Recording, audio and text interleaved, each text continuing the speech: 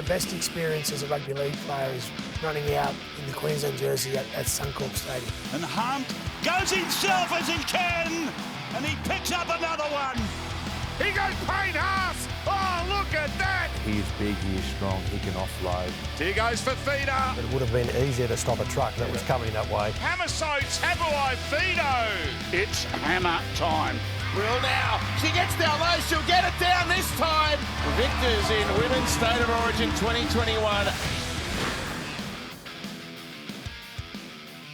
G'day and welcome to a very special edition of Queenslander, just ahead of the decider from the Caxton Hotel, just in the shadows of Suncorp Stadium. Soon we'll see the two states vie for this State of Origin shield. Very special panel today. No king, but we've got some more than adequate replacements. Queensland legend Darren Lockyer, Queensland legend Sam Thaiday, and some bloke who's infiltrated the system, Joey Johns. The Queen. No king, but the Queen. I've known a few Queens up here. There's a couple across the road, actually. Nice little place, establishment. Before we get started, actually, Joey, I've got a little present for you, mate. Induction to the Caxton, mate. There you go.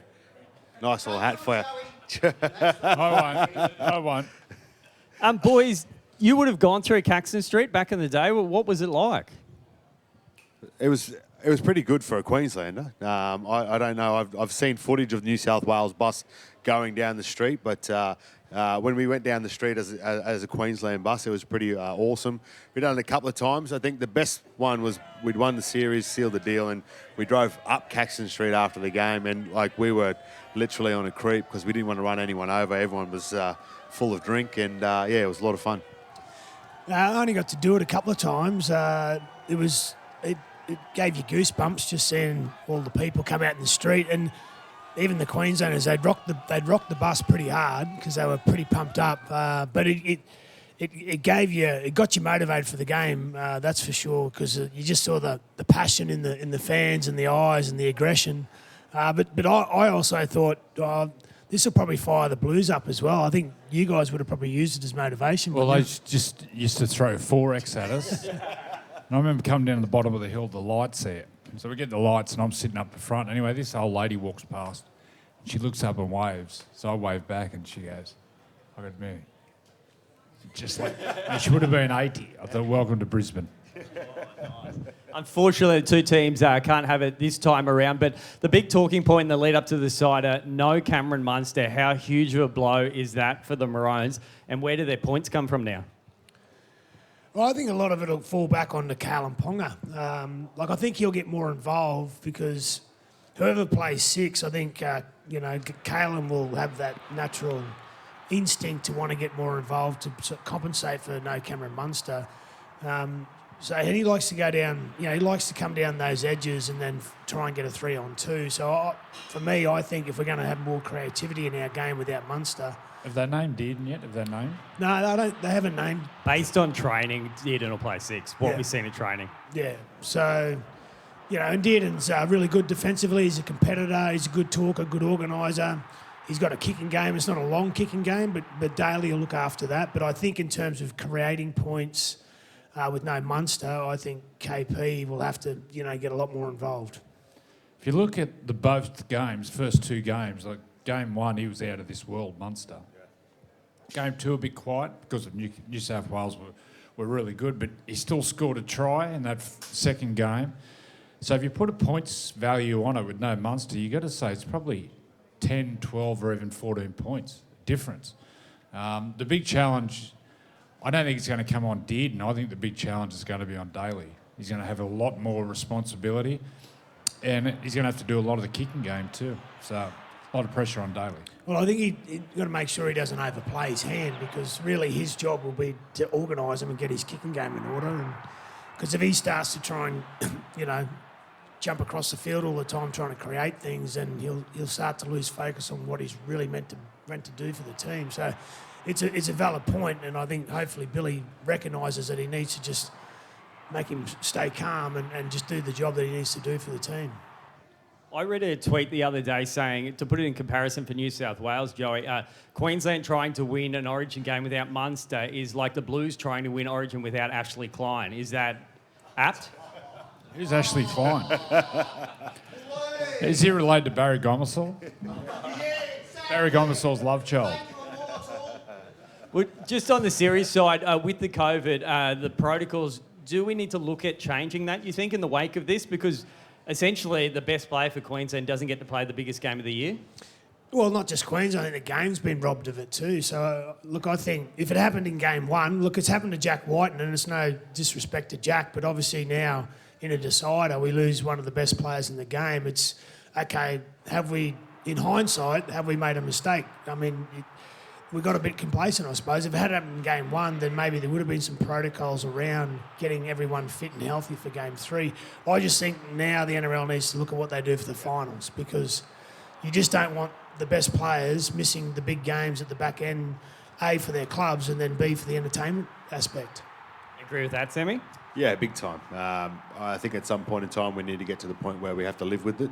I think as a society we already are. So, I think probably after this, the NRL will have to have a look at some of the different protocols, and who knows, hopefully we can get some players that might get COVID throughout the rest of the season. They still get the chance, opportunity to get out there and play. Is it? I'm not a doctor. You're not a doctor. But what can you play with it? I don't know. Munster apparently is not even sick. Have you had it before? Yeah. No, I've never had it. No, I was crook as so sick. Yeah, right. I was gonna say I've never been so sick, but I have been. Most Monday mornings. But I understand Murray Taulagi, he's really crook, really sick, where yeah. Munster is fine. That alligator blood running through his body. Charlie Sheen's blood with Munster. Well, I guess that's the other thing. At some point, we've got to find a way to just, as Sammy said, live with it and play with it. Like, if you feel like you're capable, how many times would we play? Like, how many times after an Origin game on a Wednesday you'd play Friday and be hungover still? Plenty. Well, Munster got player of the series a couple of years ago when he was on the drink, when he was hungover when they won the comp. Yeah. Mate, nothing hurts that boy. Yeah. So some guys can play. So what would happen if he played? I know there's a duty of care just in case, something real serious happened to him. But if he played, everyone would get infected. Well, it comes down. Well, when we played with the flu, not everyone got the flu. I think it just comes down to the medical and the legal representation. So it's an interesting. But we've got to find an answer because it's a shame. It's a shame. It's a shame for a New South Welshman. Like, I'm glad he's out, but I want him to be there. You want to play against the best. If you win, you want to beat the best. And you don't want we only won because Munster wasn't there, which. You want to play the best. You want everyone to be at full strength. So it's a shame. I actually feel for the New South Wales team because I think deep down they'd like to play the very full strength Queensland team. So bring back the bubble, yes or no? I think at the back end of this year, I think they need to look at some sort of protocols to protect the players in the finals. Not saying go into a bubble, but just find mechanisms that tries to mitigate it. But I think, beyond that long term, I think they've just got to find a way. If a player thinks that they're capable of playing even with it, then let them play. Agree with that, guys? No bubble back?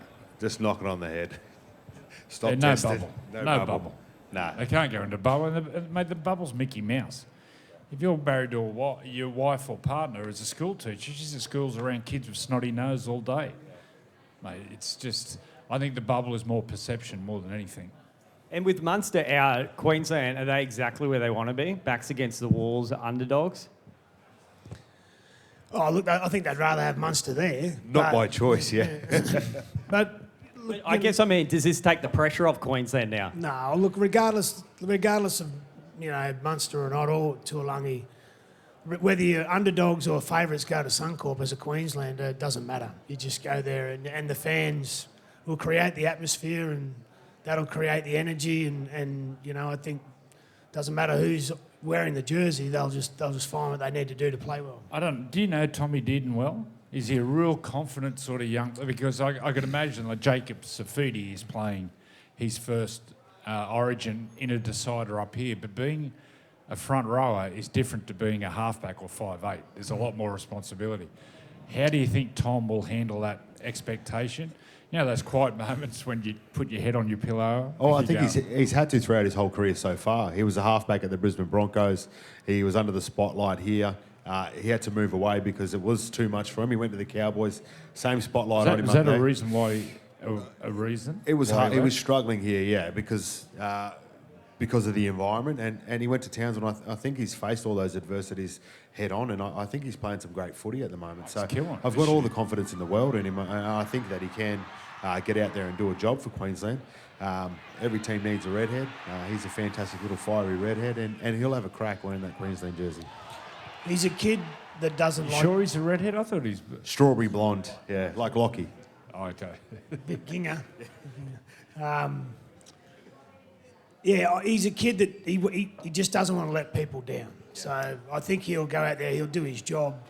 It's very hard to have an impact on debut, let alone in a decider. But I think he's a pro, even though he's a junior. And a lot of players the same age in this year's series, a lot of young players coming through. Do you see this could be the start of a new vintage era of Origin where we'll get quite a few deciders the next few years? For New South Wales? I think both or teams, for to be honest, Queensland? yeah, both teams. So even you look at that New South Wales side. You look at Nathan is still only 24. He's Well, another 10 years. Even Jerome that, Luai, that the same. halves combination that New South Wales have is going to play together for a long, long period of time at a club level and at an Origin level and probably into the future at an Australian level as well. But yeah, in both teams, there's a good crop of young guys that are coming through. Some great young forwards that are coming through this Queensland squad. They've got that spine down in New South Wales that's coming through as well. Api Coruscant's absolutely fantastic in that position, in that number 9 position. So I think there is going to be more and more deciders like we have in this game 3 up here in Queensland. So yeah, pumped, looking forward to it. It just keep getting bigger and bigger, Origin. If I just look at the Queensland team, Harry Grant, he'll be around for a while. KP will be there, but then Reece Walsh is in behind him. Munster will be there. Selwyn Cobbo on the wing. Yeah, the big question probably for us is who replaces Munster and Cherry-Evans, over the next few years. But the excitement around the concept just gets bigger every year. Sam Walker's in the camp, he's isn't squad, he? yeah, Sam, yep. Do you reckon they would have tossed up putting Sam in? But he's more of a first receiver, genuine halfback. Yeah, I think if Sam had been involved in the first 2 camps, potentially, but I think just that Dearden's been there all along the series. He's been in camp game 1, game 2. He knows the plays. He knows all the coaches. He knows all the players. I think that's what, Billy saw in him, that he just was really pleased with the way he prepared and the way he interacted with the team. So that gave him confidence to put him in there. What would you do? Would you go Dearden straight in? I even just tossed up JT coming out of retirement, Alfie Lagan style, one last game. Just put it out there. No, but would you put Dearden straight in, or would you go Hunt and then put Dearden on the bench, let Hunt start the game there? No, I really like Ben Hunt in that number 9 position to start the game off, and then kind of moves into a ball-playing kind of lock role throughout the game. I'd start Dearden, yep. I really like him there. Like I said, I think he's been absolutely brilliant this year. And as we saw in game 1, Queensland, the whole team was picked off form. And I think Tom Dearden's playing football, great football, and is playing with form at the moment. So I'm happy to see him in that number 6 position out there for Queensland. What about the rookies this year's series? Who's the rookie that's impressed you the most? Reuben Cotter was really good in game 1, unfortunately got injured. Pat Carrigan's been excellent. And Joey, I know you love Selwyn Cobbo. Oh, he's on another planet. He's the bigger the occasion, the better he goes. He's just going to get better and better and better. Eventually, I think he'll turn into one of those world-class fullbacks, but may take a while. I understand Selwyn's a pretty quiet sort of fella. And to play that position at fullback, you've got to be pretty dominant. Patrick Carrigan is the one that's really impressed me. Ugh, I can't believe I'm talking about Queenslanders. But I see him as not only a Queensland captain, I see him as being an Australian captain in years, many years to come. He just looks like he's got those leadership qualities. Is that Boyd Cordner type of player, isn't he? He looks a bit smarter than Boyd. Hope you're not watching Boyd, but he looks, the way he speaks, and he just looks like he understands. He just gets it. He just really gets it. And his performance in game 1, I thought he was close. If Munster wasn't there, he would have been close to man of the match off the bench, which is very rare. Yeah, it was a shame that Reuben Cotter wasn't able to play game 2 and 3. He was, I think Carrigan and Cotter for me. I'm trying to think New South Wales, but there's not really too many rookies there, is there? They're all they're all sort of established players at that level. So for me, I'd say Carrigan because he's obviously he'll play all 3 games. But Cotter was really, really good in game 1, and he'll have a long career at Queensland. He's the type of player we love in that 13 jersey. So yeah. Well, you kind of looked and saw how much we missed Ruben Cotter in that second game. He was a tackling machine in that first game, 51 tackles, 12 plus hit-ups. He was just busy, played 80 minutes in his first game and got through a lot of work. And it almost made Freddie in that second game change his mind about, all right, we don't need big boys, we need a couple of mobile guys. He picked Jakey, got Jakey back into the team, and then Jakey played that middle role who just tackled everything, did the tough carries, and it showed that was a player that we missed. So Ruben Cotter has been absolutely fantastic in his one and only game for Queensland so far, and I hope that he plays many more. Well, that's one of the things when I look at the New South Wales team, there's only, if you got Jakey, who starts at 13? Isaiah Yeo. So there's only, when you look at it, like Jakey, yeah, he's a ball playing sort of front rower. There's only really one player that starts the game that is a genuine go forward guy. Which is Junior Paul. No, he comes off the bench. Oh, does he? So Safiti will start, I think. Is he going to? I think he's going to start Junior Paul. I think Junior Paul is going to start. Right. Well, he didn't start game 2 and he was effective. I thought obviously Payne Haas is going to be missed. Yeah. So I think the big advantage for New South Wales, and we haven't really touched on it, has been the wingers, Tupou and Brian To'o. Origins, without being too technical and boring the shit out of everyone, Origins about kick reception footy. So you need your wingers being like front rowers, and Tupou and To'o, they've got the sets rolling. Geez, they've been good. And that's where my boy Oatsy will help out now, Lockie, surely. Yeah, he just might want to get a bit lower when he don't run too upright. Because lean into him, Gary. Lean into him, yeah, and angle him behind the ruck instead of running straight at. So yeah, Oatsy will be and catching those bombs from Matt Burton. Yeah. Good luck. He'll be yelling at someone to put some kick pressure on. Well, Matt Burton. I think that'll be something that Billy would have looked at in camp for this third game, is that kick pressure. It was really evident in game 1, and there was a lot of pressure on Cleary with his kicking game. But now with that other option of Burton, who can put up some screamers, they're going to have to really be on those two guys. Well, is Burton in the Queensland back three's head? Because we're talking about it. That's all that's been spoke about since game 2. 100%. So is he in their head? And we spoke to Corey Oates on the footy show, Sunday footy show, and he mentioned it. He was sort of giggling about it. It was a nervous giggle. Well, I think they'd be putting a hell of a lot of practice in catching them. Like, knowing that is maybe Greg Inglis might be able to hit a torp that good, but there wouldn't be too many. So they'd be doing a lot of practice, a lot more than they would have done in game 2. What is it, Joey, about Burton's kicking style? Why can he kick it so good? I don't know, left-footers. Well, Lockie's one of them. The left-footer, you watch any left-footer, the way they kick, or left-handed, whatever they do, tennis or golf, it's just for some reason they have this timing. And Burton, obviously, he's a really big man. He's got some real long levers, so whether that helps, but he just hits the ball so sweet. And look, he does the normal technique everyone does, but for some reason his timing is just absolutely pure. When he hits the ball, it just explodes off his boot. The bomb in Perth is the biggest bomb I've ever seen. I remember Andrew Walker back in the 90s. 100% he would have been that kid that went down the park every day after school, kicking the footy, trying to put those kicks. Well, he grew up in Dubbo. There's nothing else to do. Nothing else to do. But he's incredible. As we get a refill for you there, Joe, I'm not sure if that's Lockie or yours refill. That's mine. Depending on what type of beer is it, if it's 4X Gold or not. We mentioned we're right next door to Suncorp Stadium. We're going to go through some of the stats. The King's the barometer. So he played 20 Origins at Suncorp. Lang Parkers, it was back in the day.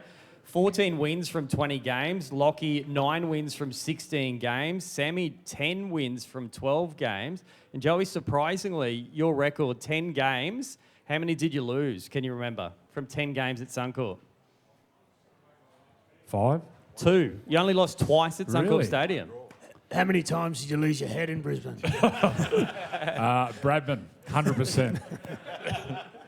100%. And Other areas I too. saw that come through and I thought, geez, Sammy, how good's that record? And then I saw Joey's. I thought, shit, that's bloody... Maybe deep down I might have been born, or maybe might have been conceived up here.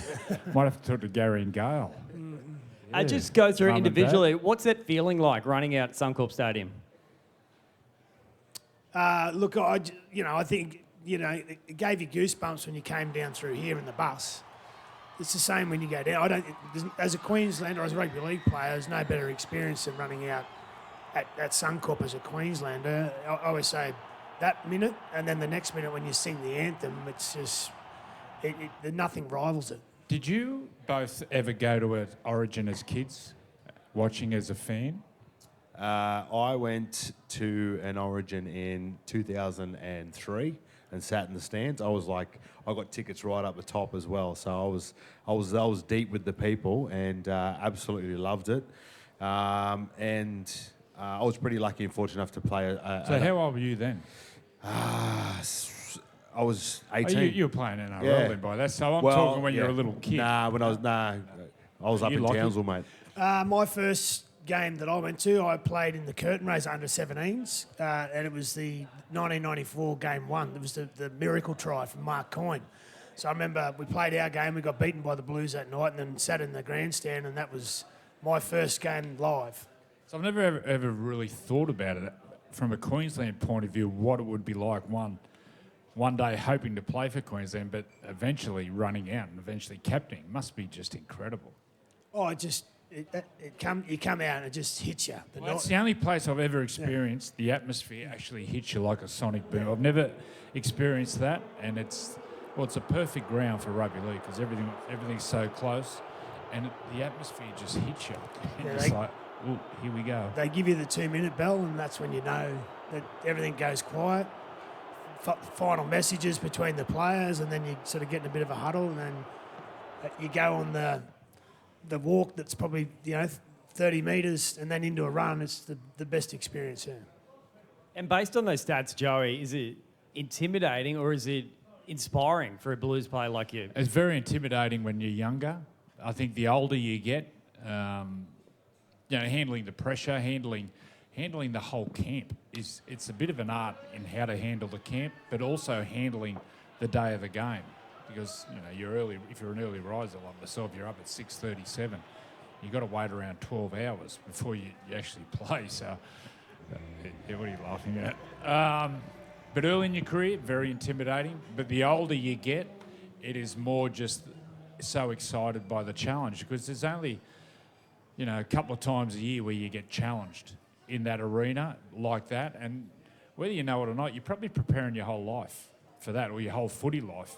And the amount of training you do is build up and getting ready for moments like playing a decider here on Wednesday night. It's hard to put into words how much it challenges you, how much it tests you physically and mentally, but it is just the best contest and the best thing you'll ever do on a footy field by a mile. And you mentioned those late kickoffs. I've always wondered as a fan, do the players have the afternoon nap in the lead up to it to get ready? I could never sleep the day of a game, never. Mate, the head noise was deafening in my room. I slept most of the day, to be honest. Could you sleep? You Locky? Could you sleep? Rarely. I'd just lay in my room, put a movie on. If I dozed off, I dozed off. But very rare that I. Yeah. And then. What were you watching, Joe Dirt? Or yeah, a bit of Joe Dirt, mate. The hardest, even after the game though, the adrenaline that goes through you, like even if you have half a dozen beers or a dozen or 2 dozen, it was pretty hard to sort of get to wind down after the game. Like we worked on the game Sunday, the Broncos-Dragons game. We both said, Sunday arvo footy, everyone loves it. How would you think an Origin would go Sunday afternoon up here? 4 o'clock kickoff. Well, I think the Caxton Hotel would like it. There'd be a lot of long lunches. But do you think Origin played in the day would be different as a player? Like when you play in the day, the ball, you can move it sideways quicker because there's no dew, it's not slippery. So do you think the game actually playing in the day would be faster? Yeah, it's an adjustment, isn't it? It's like when we adjusted from daytime grand finals to nighttime. We're used to it now, but initially it was like, this doesn't seem right. It'd be weird having Origin in the daytime. In the day, but the crowd. Well, if they're going to keep that Sunday game, why not give it a crack? Why not put it at 4 o'clock? It's up to Channel 9 anyway. It's not up to us. Channel 9, someone. I saw Fordo here before. And just getting back to this Game 3 decider, Joey, what's Freddie been preaching to the team this time around? What's the keys to victory for New South Wales? Oh, it's just those little things, and they talk about effort areas when you know, people at home, when you hear effort areas, it's the stuff you don't see, and it's the stuff that Jake Trebojevic does. But his coaches, his teammates see it, things like leading the speed of the defensive line, you know, getting up that quick that you drag guys up with you, pressuring the kickers, getting down on kick chase. All those little sort of things you hear them talk about, effort areas, 1%ers, all that stuff. That's what wins the game. And then on top of that, your superstars like a Munster or a KP or Nathan or Tedesco, they sprinkle the magic dust on those effort areas. So it'll come down to the effort areas and just comes down to the big moments. There'll be 4 or 5 big moments a half. Whoever wins those big moments will win the game.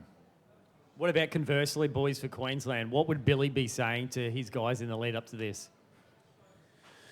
Well, it'd be the same as what Joey just said. I think look, if you look at the team on paper, there's more points in the Blues. They look superior on paper, but, you know, I think this is just going to have to be a real Queensland performance where it is just gritting your teeth and just tackle everything you see. When there's a break made, there's more of our jerseys than theirs. It's just going to have to be about desire.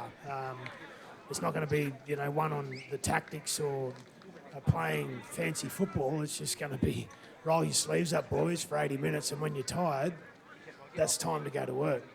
That's how Queensland, when they're down, that's what they do, and that's what people, you know, that's what people that's what they think the Queensland spirit's about, that they just keep turning up for each other for extended periods of time when they're busted. Sammy, keys to victory for Queensland? Yeah, 100% agree with what both the guys said. You know, if you want to isolate a few different key areas, I think we need to control the ruck better. We need better kick pressure. I think that's where we got beaten in Game 2. New South Wales just rolled through us, and then we were too tired by the end of the game, and New South Wales just scored a shit ton When of you're points. going into Origin, big game like a decider, what was the things you focused on? For me personally, was just to beat my opposition number. So if I was playing front row or back row, I just wanted to be better than my opposite guy. So, In what way, but? So I wanted to make sure that you know, I was more aggressive with my runs. I was making my tackles. I was getting off the ground, making sure I was at marker, chasing from marker, kick pressure, those things. So I had my own little. What was your approach to getting in a stink? Getting into a stink? Yeah. I waited for it to start, then I'd get in there, yeah. Is there any punches? Were they allowed when you were playing? They were allowed. Was that but before Gal? I never threw any punches, but yeah, Gal ruined it for everyone, to be honest. So yeah, it's paying off for him now, though. He's got a boxing career out of it, and he's earning a squillion, so yeah. You mentioned the ruck there, Sammy. The forwards need to stand up. Josh Papali'i, bit of criticism of his performances, limited minutes. Do you see him really firing in this game? It almost reminds me of when I was first coming into State of Origin, and we had Big Pricey in there, we had Shane Webke, we had Petro Sivanasiva, and you know, they were told that this will be their last Origin series back in 06 if they don't pull their finger out and really stand up. So this might be a moment for Big Papa to just really stand up for Queensland and, you know, put all those critics and shush them up. It's a great chance opportunity for him to do that. So I hope he does. He has played limited minutes. I think he's got some minutes in him. I'd like to see him really push himself out there. Did he start last game? Or did Lindsay Collins he start? did. No, he got through. Lindsay Collins started with him, yeah. So the first game he got through about 20. I mean, the coach pretty much says to him, just go out there and rip and tear for as long as you can. And when I know that you're starting to see that you're struggling with the speed of the game, I'll take you off. But I think you might see a bit more of Papali'i, this game. Like, we talk about combinations, and generally when you talk about combinations, everyone thinks attack, but combinations defensively is just as important. I look at the right side for Queensland, Jeremiah Nanai, he's going to play on the right, yeah? So he hasn't defended alongside Daly Cherry-Evans. Dane Gagai, it's been well publicised. I think he's missed 18 tackles in 2 games. Yeah. Do you think, Billy, what message would he be given to those 3 players? Well, the message would have been at the start of the week about just, working together on their systems, because the key for me, and he's only a kid, is Nanai, right? The four-man, from my experience as a player, and Sam, you played there. Four-man's a back rower where they defend. Inside, yeah. They're the most critical, because they're the ones talking to the fatigued big fellas inside, and they're the ones dictating your line speed with your outside men. So that 3 and 4 need to have a really good relationship defensively. So obviously Cherry-Evans being the captain and the more senior, he needs to be talking to Nanai all night about getting the line out as far as he can before he starts sliding. And we mentioned before how excellent Matt Burton was for his first game for New South Wales. Joey, he has another blinder. How do they fit Latrell back into the team next year? Well, they'll sort it out somehow. Generally, even look in the 90s, you had Fittler and Laurie Daly and these all players, but they just put them in and put them in position. I think Freddie's played lock before, Laurie played in the centres. But Matt Burton, he has the gift. He just knows where to put himself to score a try or do something or to pick up a loose ball. He's just one of those players whose instincts are just absolutely perfect. And it's going to be a tough one next year if everyone's fully fit and firing. Well, the other guy's Turbo. Turbo, you've got to fit him in the team too. Mate, he can play anywhere. He can play anywhere, Turbo. Well, you play Turbo 5'8". Greg Inglis won a Clive Churchill medal playing 5'8" for the Melbourne Storm. Look at someone like Selwyn Cobbo. He could play 5'8". You just got the super talented, truly elite players. You give them their job to do, get out there and do it. Someone like Cobbo, he could play. Turbo could play 5'8" without a doubt. We're going to send COVID down next year, if we haven't already got it into their camp this year. As a Queenslander, I'm happy Latrell's not playing. I'm a bit more relieved. Do you guys feel the same way? No, look, you couldn't change game 2. They played so well in New South Wales, so I still look at their centres, and I mean, you could argue that if they lost game 2, if the series was still alive, you'd put Latrell in for Crichton, but you wouldn't. I don't think you could take Burton out of the team. It's still a strong team, regardless. No Turbo, no Mitchell.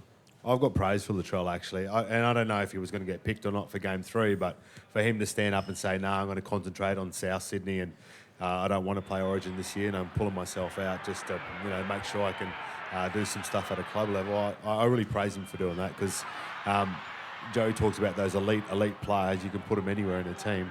Latrell's one of those players, and he is one of the absolute elite. And at an Origin level, when he plays for New South Wales, as a Queensland fan now sitting back watching, you're a bit worried every time he gets the ball. So I'm a little bit glad he's not playing, but I've got nothing but love for him for what he did, and stood up and said, no, please don't select me for game 3. And with no Munster, DCE definitely has to step up. You played a fair bit of Origin footy with him, Sammy. What have you noticed from when he first started Origin to now? Oh, he was a quiet kid when he first came in and just wanted to learn. He was one of our Super 14 players. He came off the bench and, played a little bit of lock, played a little bit in the halves as well. And I've seen him grow and change over many, many years now. And I think this is probably one of the biggest tests he has in this State of Origin jersey.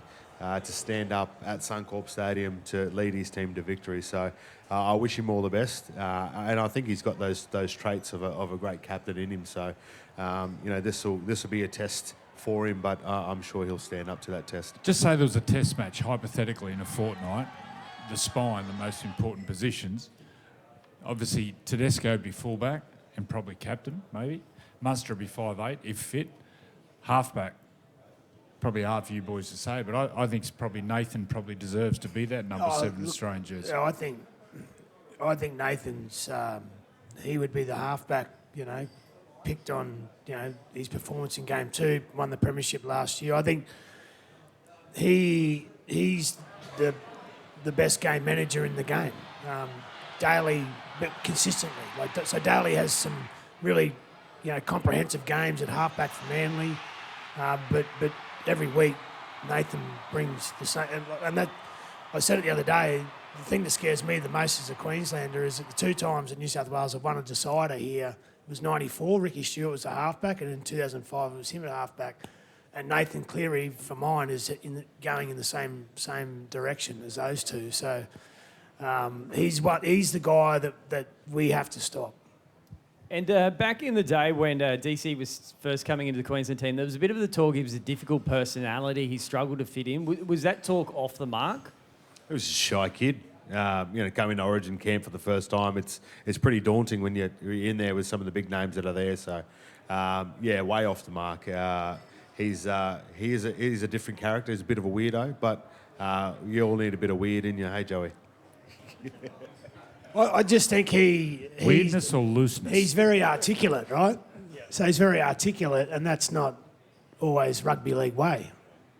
I bumped into his old man here a couple of years ago. Not at this joint. He's rugby league. He's rugby league. Honeybees or? No, I was walking down the mall and this bloke comes out of the pub. It's about 11 in the morning. He goes, "Hey."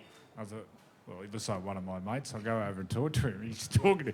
"Thanks for looking after me, young." That's when I was helping out at Manly years ago. So you're a young bloke. Who's your young bloke? Daly. Daly Cherry-Evans is your son. Yes. I went, oh, okay. A few more rums from this man, please. Trevor, I think his name is. Trevor? Yeah, he played for Norse here in the Brisbane comp. Yeah, he looked rugby league through and through. Yeah, Trevor. Yeah. So not sure. He must take after Mum a bit more, Daly. Does he have those qualities though, Lockie, like the legendary captains of Queensland? You think Artie, Wall, Mal, run through a brick wall type? Well, I think it comes down to he captained the series in 2020.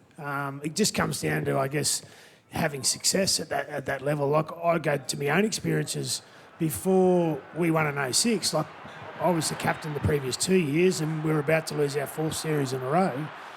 I was under all sorts of pressure, and we finally broke through in 06, and then I guess the rest is history. But he's in there fighting hard, and if he's able to win, if we're able to win on Wednesday, then that elevates him to a higher status. So, and I think for any half, a lot of the forwards respected playing with him because he got in there and he tackled as good as they did. Right? I couldn't do that, but I was always willing to, sort of get in there and just sort of roll my sleeves up. And I think that's what most of the forwards want from their halves, is get in there and play tough. And I think he's capable of that, and he'll have to do that on Wednesday night. Agree, Sammy, with that one? Yeah, he's going to have to make sure he's been practicing his tackling throughout the week, because I'm sure they'll send a bit of traffic his way. But like I said before, it's his chance and opportunity to really stand up as a captain. And if he wants to be known as a great Queensland captain, he's got to lead the Queensland team to victory in this game and really lead by example as a captain. And like I said, I think he's got it in him. Well, we're about to wrap it up here, but before we go, to be remiss not to get a tip and a player of the match, I'm going Oatsy 2 tries in a Queensland 1-point win. Well, my bold prediction... You've been chasing unicorns down the main street here at all? Well, you don't need a tip because he doesn't need to touch his beer either. Look, I think... Traditionally, the game 3s are more open. So you think it's going to be really physical early. For the first 20, 30 minutes, I think it'll be just as physical as ever, which means the next 50 minutes is going to be really open. Now, it's going to be dry. What was that? We looked at the game. The field looks a little bit slippery. Well, they had the Wallabies there Saturday. They had the Bronx there yesterday, and it's that northern end gets no sun. So it looked a bit... I think you got to score 24 points to win the decider. That's the challenge for Queensland is, can they score 24 points without Munster? That's the big challenge. Look, I think it might go against, I guess, the history. I just think Queensland are just going to have to be, just really... So they'll go into defensive mindset, I don't think they're going to try and outscore the Blues. I think they're just going to have to try and stop them as much as they can. So I'm predicting it's a lower scoring decider, but one of the most exciting because of how close it's going to be. Who's your player of the match, though, Lockie? Well, if it's that sort of real roll your sleeves up defensive sort of mentality, I'll probably I'll go with Carrigan. Is he starting? No, he won't. But he generally comes on for Papali'i. Has anyone ever got man of the match off the bench? First one. He'll be the first one. Semi? I think it'll be a close game too, actually. So I think there'll be 2 points in it. And player of the match for me will be someone that needs to stand up. I'm going to say Kalen Ponga. He really needs to stand up. If he's the man of the match, it'll really help Queensland out. As long as he can back up for Newcastle next week. We need about 5 Kalen Pongas at Newcastle. I think it'll be close. I think New South Wales by 8. And I think Tedesco will be man of the match. I thought he's been incredible this series. I think he'll be player of the series. I think he's close to man of the match in game 2, except for Nathan's masterclass in that second half. But I think his captaincy's been absolutely top-notch, Tedesco.